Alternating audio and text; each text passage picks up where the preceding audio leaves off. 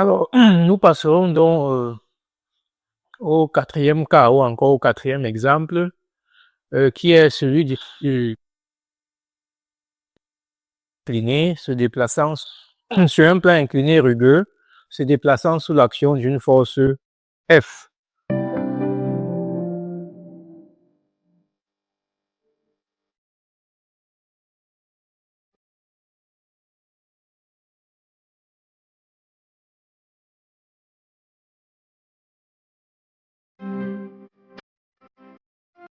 Donc, quatrième cas, solide en équilibre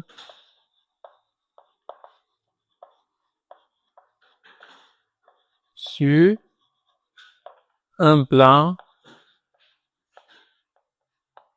incliné rugueux, se déplaçant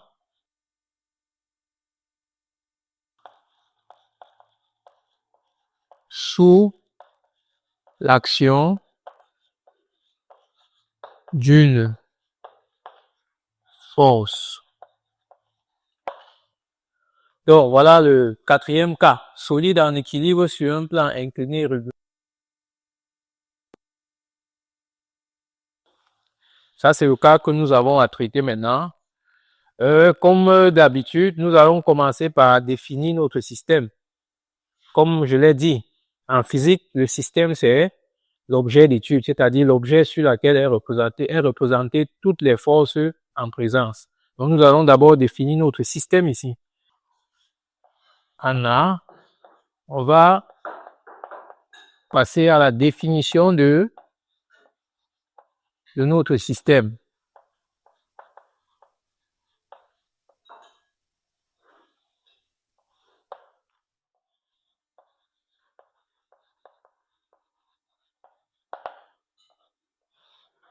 Alors, pour savoir qui est notre système, nous allons juste relire l'exercice. Et comme on a dit, le système en physique, c'est l'objet sur lequel est représenté toutes les forces en présence. Nous allons donc relire notre exercice pour savoir qui est réellement notre système.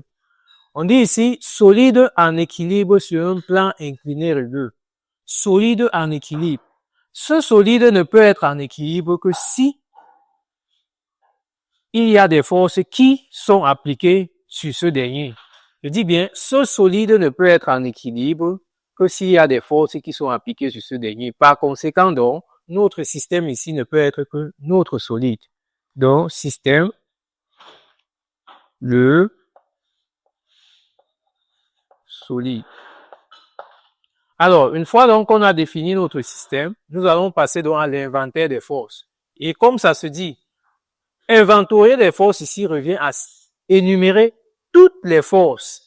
Je dis bien toutes les forces qui s'appliquent sur notre système. Il dit inventorier les forces, donc on revient à énumérer toutes les forces qui s'appliquent sur notre système. Et pour pouvoir énumérer toutes les forces qui s'appliquent sur notre système, nous allons le faire à partir de l'énoncé de notre exercice. Donc, petit b, 1,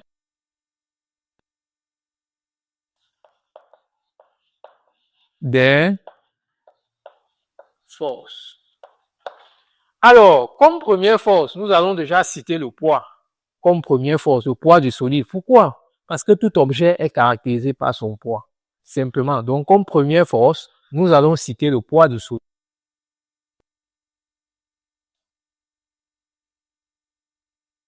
Le poids du solide. Entre parenthèses, P. Alors, comme deuxième force, qu'est-ce qu'on dit? Solide en équilibre sur un plan incliné. Solide en équilibre sur un plan incliné. C'est-à-dire, ce solide-là, pour que le solide-là puisse être en équilibre, il faudrait que le plan puisse exercer sur lui aussi une certaine force. Cette force-là, c'est la réaction sur un plan incliné. Donc, le plan exerce aussi sur le solide une certaine force qui permet de le maintenir en équilibre. Il s'agit ici de la réaction normale du plan. Donc, nous allons citer comme deuxième force réaction normale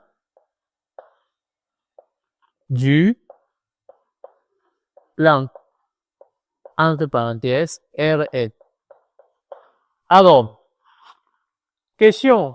Est-ce qu'il y a présence des forces de frottement dans cet exercice? On a dit, pour reconnaître la présence de la force de frottement dans un exercice, il y a plusieurs appellations qui permettent de caractériser, qui indiquent la présence de la force de frottement dans un exercice. Nous avons parlé de la force de frottement, ou encore force de résistance, ou encore force de rappel, ou encore, dans un exercice, on te dit, le solide se déplace sur un plan sur un plan rugueux. Le mot rugueux là renvoie à la présence des forces de frottement. Je dis bien, pour reconnaître s'il y a présence des forces de frottement dans un exercice, il y a plusieurs appellations qu'on peut utiliser dans un exercice pour indiquer la présence des forces de frottement. Soit on te parle des forces de frottement, soit on te parle des forces de résistance, soit on te parle des forces de freinage, soit on te parle de force de rappel, ou encore on te dit le solide se déplace sur un plan rugueux. Le mot rugueux là renvoie. Nous allons donc, à partir de l'énoncé de notre exercice, savoir s'il y a parmi les 5 appellations là, une seule qui apparaît dans l'exercice. S'il y a déjà une seule qui apparaît dans l'exercice, on conclut qu'il y a la présence des forces de frottement. Solide en équilibre sur un plan incliné rugueux. Le mot rugueux là renvoie donc à la présence des forces de frottement. Donc, comme troisième force, on a la force de frottement. Entre parenthèses, F. Question. Est-ce qu'il y a la présence de la force motrice dans cet exercice? Pour savoir s'il y a présence de la force motrice dans cet exercice, nous allons nous rappeler des différentes appellations qu'on donne à la force motrice. Si parmi les appellations là, il y a une seule qui apparaît dans l'exercice, on va juste conclure qu'il y a présence de la force motrice. On a dit, on parle de force motrice ou de force de traction, ou encore dans une exercice, on dit un solide est tracté, ou encore de force musculaire, ou dans l'exercice, on te dit le solide peut permettre de savoir si dans un exercice de mécanique, il y a la présence de la force motrice ou pas. C'est-à-dire, soit on parle de force motrice, soit on parle de force musculaire, soit on dit un solide se déplace sous l'action d'une force. Donc, nous allons entrer dans notre exercice, relire notre exercice et voir si dans cet exercice-là, il y a un mot qui indique la présence de la force motrice. On dit donc, un solide en équilibre sur un plan incliné rugueux, se déplaçant sous l'action d'une force. Le solide se déplace sous l'action d'une force. Comme pour dire, pour que le solide là puisse se déplacer, il faudrait qu'on lui applique une certaine force. C'est donc ça, la force motrice ou encore force de traction ou encore force musculaire. Donc, nous allons citer ici la force motrice. Entre parenthèses, F. Une fois donc que nous avons fait l'inventaire des forces, la prochaine étape, c'est-à-dire le C, en petit c, nous allons donc représenter toutes ces forces-là sur notre système. Et pour représenter une force sur un système ou encore sur un solide, nous utilisons les caractéristiques de cette force-là. C'est pas l'imaginaire. Donc, nous allons passer donc au C.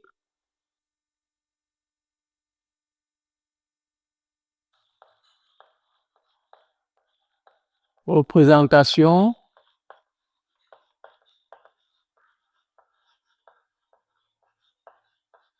des forces sur le solide.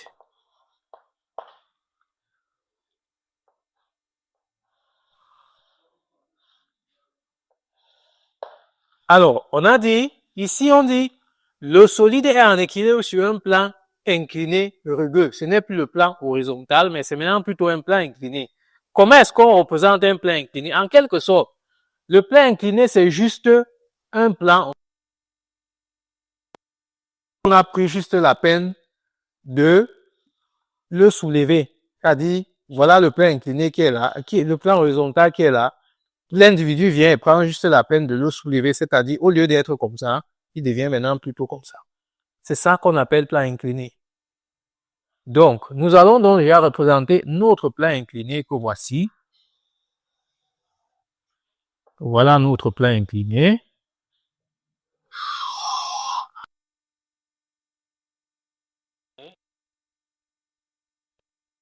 L'inclinaison alpha.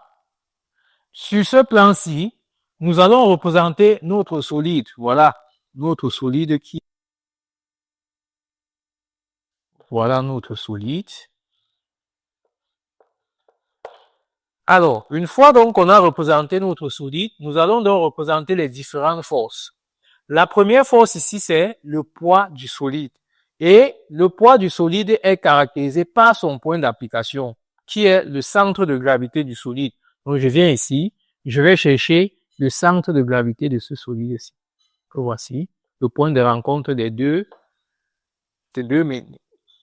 ces deux droites-là. Voilà donc le point.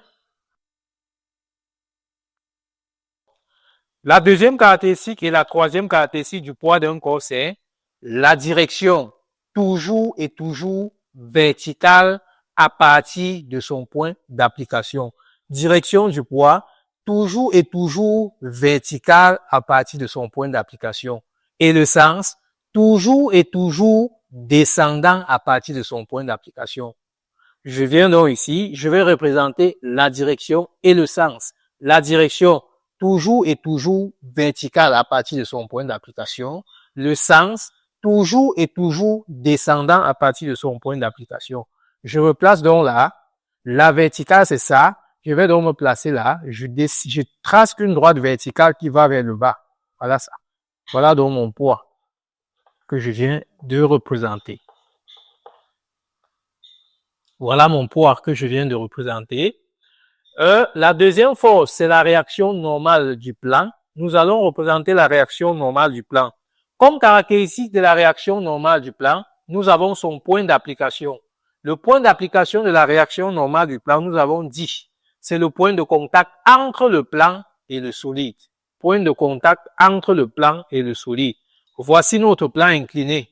Nous constatons, et voici notre solide, nous constatons que le point de contact entre le plan que voici et notre solide que voici, c'est exactement cette petite partie. Cette petite partie-ci.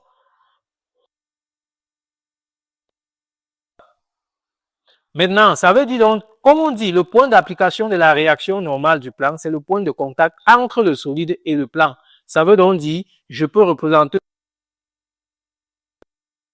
sur cette demi-droite-ci.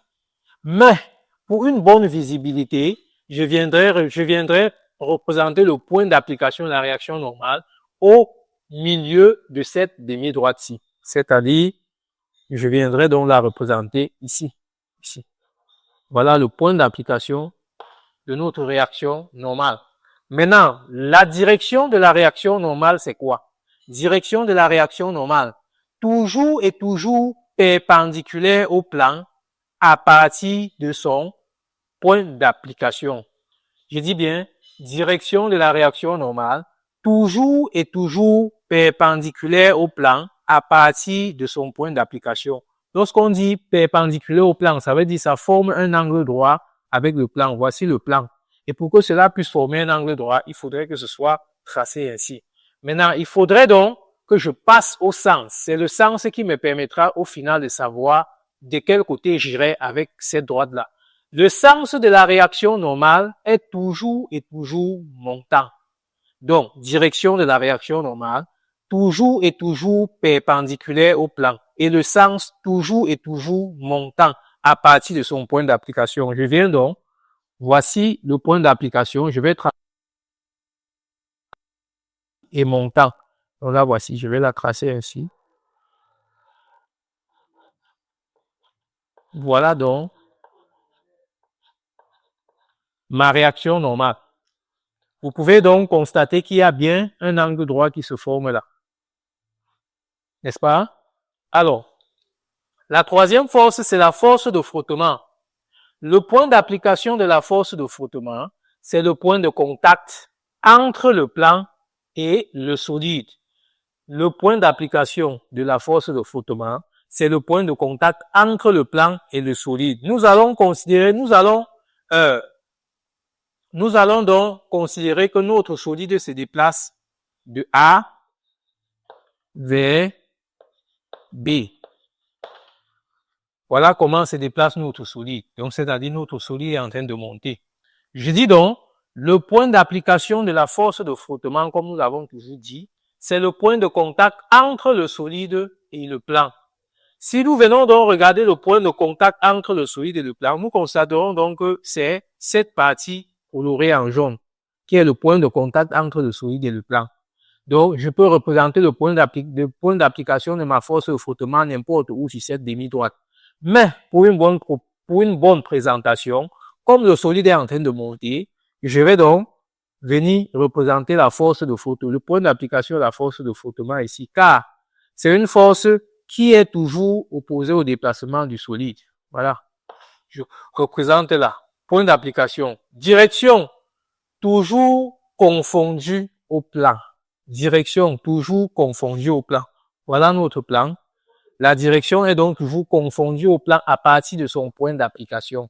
Direction, toujours confondue au plan à partir de son point d'application. Et le sens, toujours opposé au déplacement de l'objet. Comme l'objet va de A vers B, le sera plutôt de B vers A à partir du point d'application. Donc, voici mon point d'application. On a dit la direction toujours confondue au plan. Voilà. Toujours confondue au plan. Et le sens opposé au déplacement de l'objet. Voilà.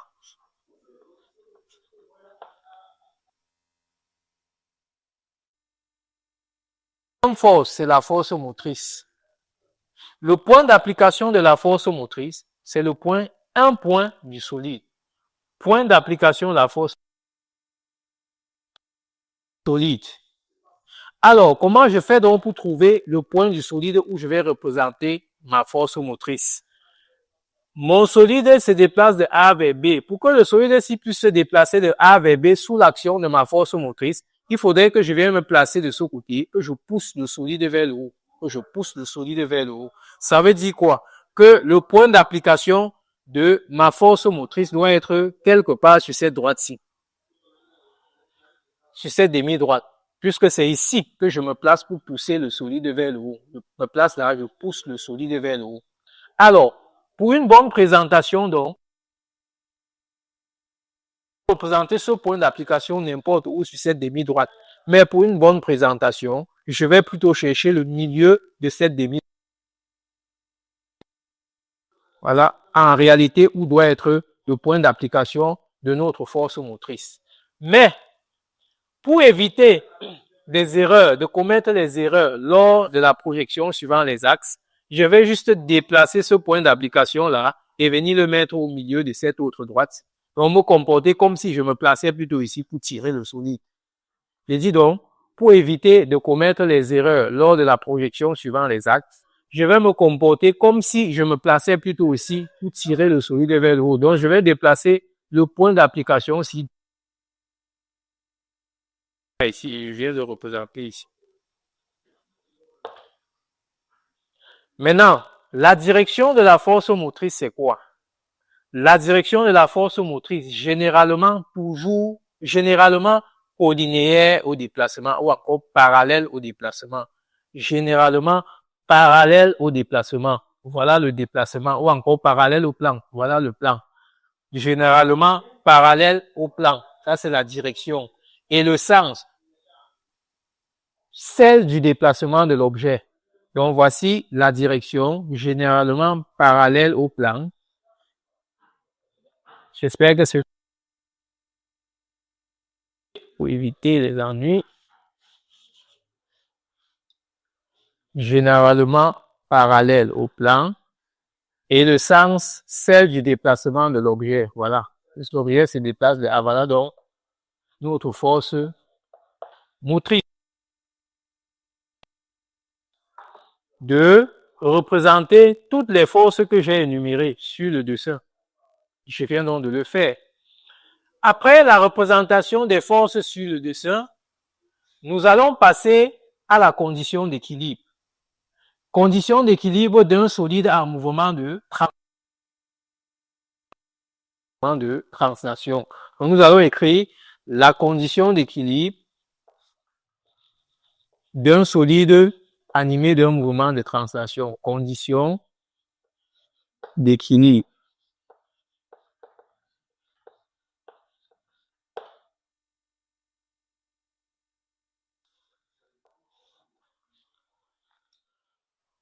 Un solide S animé d'un mouvement de translation et soumis à plusieurs forces extérieures sera en équilibre si et seulement si la somme vectorielle de toutes les forces extérieures qui s'appliquent à ce solide est égale au vecteur nul. Je dis un solide S animé d'un mouvement de translation et soumis à plusieurs forces extérieures sera en équilibre si et seulement si la somme vectorielle de toutes les forces extérieures qui s'appliquent à ce solide-là est égale au vecteur nul. Mathématiquement, comment on l'écrit? On a somme des forces extérieures égale au vecteur nul. Voilà. Maintenant, si je veux détacher cette somme, je dirais quoi? Le poids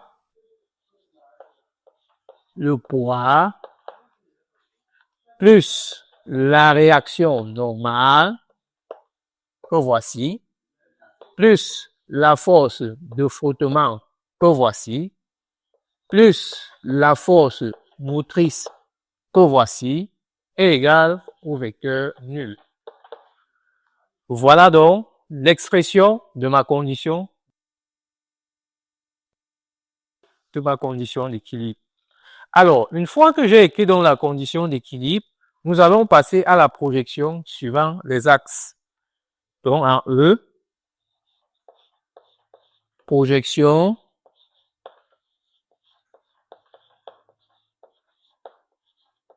suivant les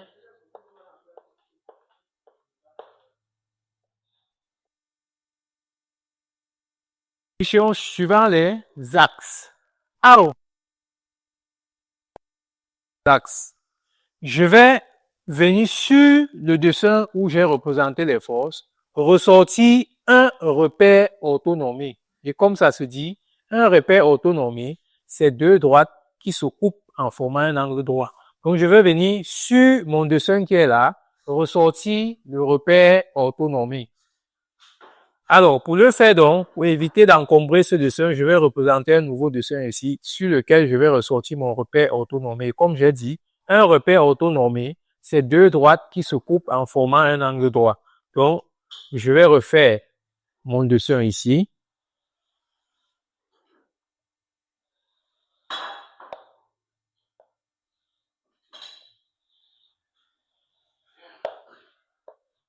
Là, c'est alpha.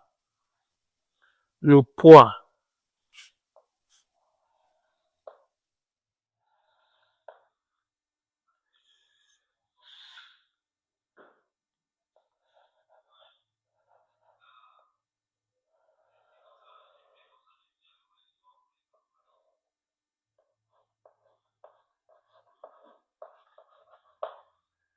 La réaction.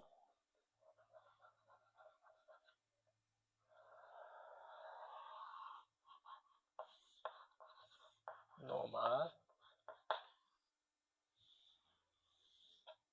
La force motrice. Ça m'appelle là.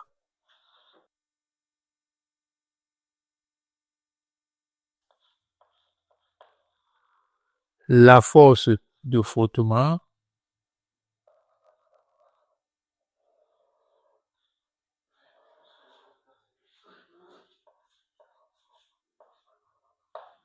Je vais donc ressortir à partir de là mon repère autonomie. Comme j'ai dit, c'est deux droites qui se coupent en formant un angle droit. Je viens donc, j'ai cette chance-là que ma réaction normale forme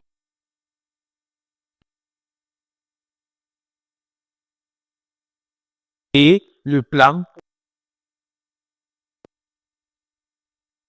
ça, comme ça. Ça, c'est l'axe des Y.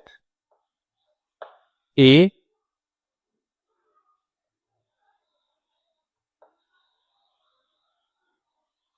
là, c'est l'axe des X. Voilà donc mon repère autonomie. Alors, si vous regardez bien, vous allez constater que ce repère, c'est exactement cette droite-ci, c'est ça. Ce repère, c'est exactement ça, qu'on a juste incliné. Ce que vous voyez là, c'est ce repère-ci qu'on a juste incliné. Je vais donc isoler ce repère-là du dessin et le remettre exactement sur cette forme-ci, avec toutes les forces qui sont là. Je dis bien, si vous remarquez bien, vous verrez que ce repère que nous avons là, c'est le même repère que nous avons ici, qu'on a juste incliné. Et pour mieux voir mes projections suivant les axes, je vais donc isoler ce repère-ci de mon solide et le représenter sous cette forme-ci, c'est-à-dire je vais le ramener vers le bas pour qu'il soit exactement, se présente exactement ainsi. Pour le faire donc,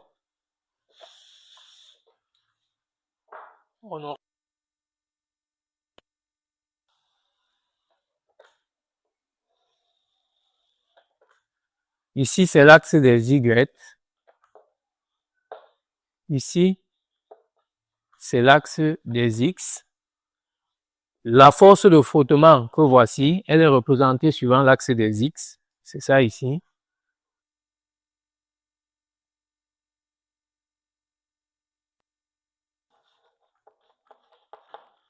La réaction normale que voici, c'est représenté suivant l'axe des.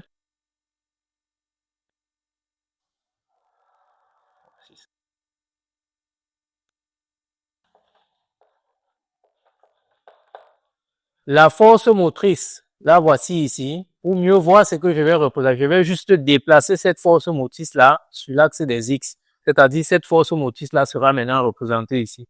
Donc, je la représente là.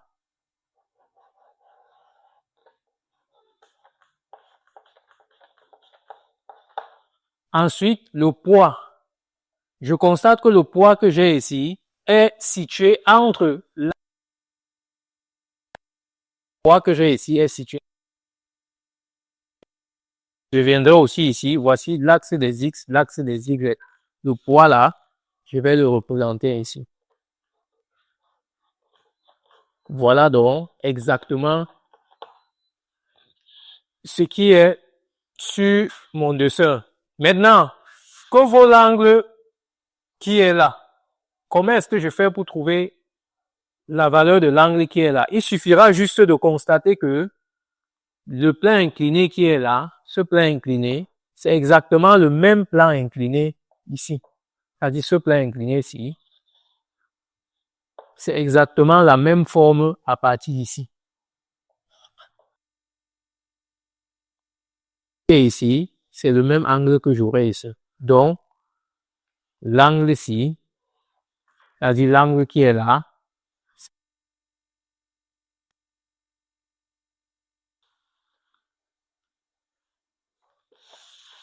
une fois donc que j'ai cette représentation, je peux donc faire la projection suivant l'axe des X d'abord.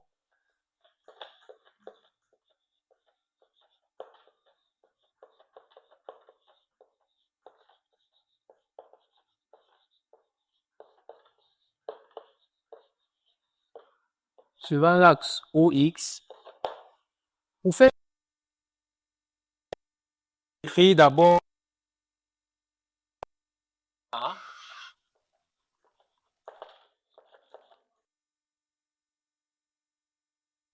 Rn plus F plus grand F égale au vecteur nul. Je suis en train de faire la projection suivant l'axe des X que voici.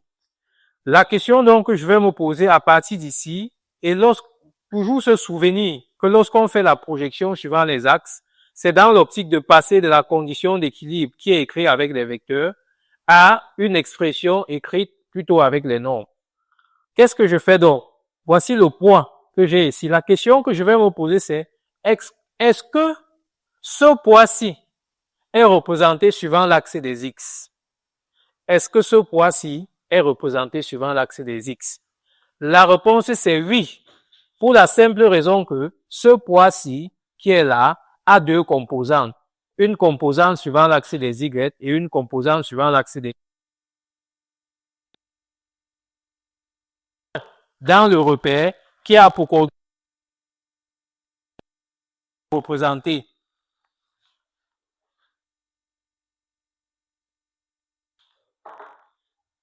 je vais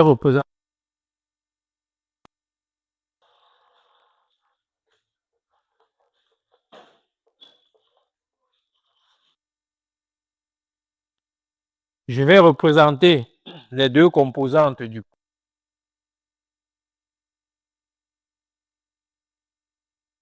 je vais donc faire la projection. Quand je fais la projection, c'est exactement ce que j'ai ici. Mon P de X, donc c'est ça. C'est-à-dire voici mon P de X. Ça, c'est P de X. Une composante suivant l'axe des Y, voilà. C'est ça. P de Y. Voilà donc exactement comment notre poids est représenté. Ça veut donc dire quoi? Suivant l'axe des X, donc, je constate qu'il y a, suivant l'axe des X, trois forces, P de X, F, petit f et grand F.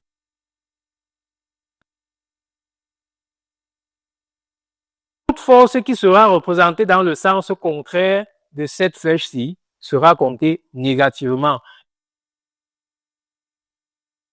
Sera comptée positivement. Qu'est-ce qu'on aura donc? On aura moins P de X parce que la flèche est opposée à cette flèche-ci. On aura donc, cela entraîne à dire qu'on aura moins P de X, moins F, puisque sa flèche est orientée dans le sens contraire de ça, plus grand F, égale cette fois-ci à 0. Voilà donc la première relation que nous avons. Mais il s'oppose un problème dans cette première relation. Le problème qui s'oppose, c'est que nous ne connaissons pas la valeur de P de X. Mais nous pouvons avoir cette valeur toujours à partir de notre repère. Pour avoir cette valeur de P de X, il faudrait juste constater que le triangle P de X, P avec cette autre partie-ci, forme un triangle rectangle. Je dis bien, pour avoir l'expression de P de X, il faudrait juste remarquer dans son repère que le triangle P de X, P et cette partie-ci forment un triangle rectangle. Et l'angle que nous avons ici, alpha, c'est le même angle que nous avons ici. Car angle alterne et interne. L'angle que nous avons ici, c'est le même angle que nous avons ici. Donc, je vais ressortir le triangle, je vais ressortir ce triangle-ci. P de X, c'est ça, du repère pour pouvoir